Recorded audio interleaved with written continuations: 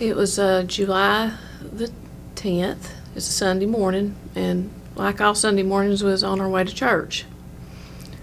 And we didn't quite make it to church. We had an accident, and Tim, his side hit the light pole, and then Timothy was driving, and his head hit the glass.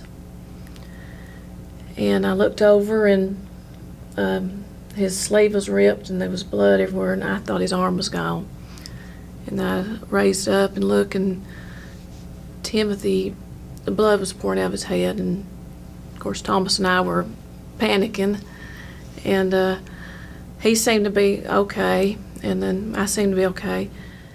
They were able, some bypassers, some witnesses were able to get Tim out of the vehicle and get him on the grass. And they had to cut Timothy out of the vehicle.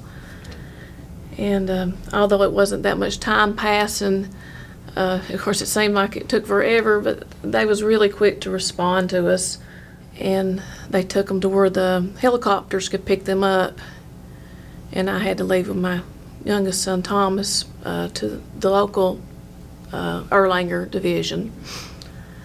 And then I met them there later, but you know, I just didn't know if I was ever going to see him alive again because Tim was bleeding very badly.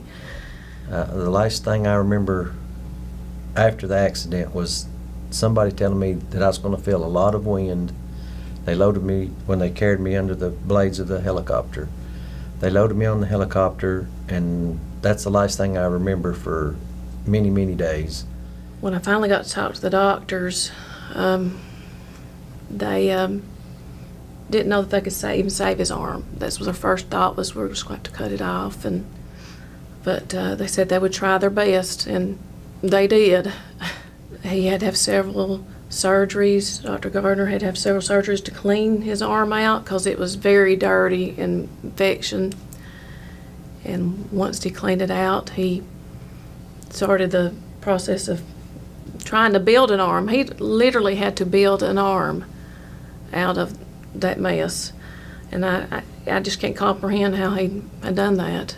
And then once he built an arm, Dr. Waldrop went in there and put it back together with skin grafts and made it look like you wouldn't know it was that arm if you seen it. It's miraculous, you know. God was working through them. It's just, and it was very humbling in those, in the room with the doctors. I was devastated. I was confused, but they was very understanding and comforting, and the staff, like in the trauma unit, ER, when he finally got moved to a room, everybody went above and beyond the call of duty. It's just amazing. Everybody that's seen my pictures cannot believe that they were able to put my arm back on. And then it really surprised them when they see me that I can use it a little bit.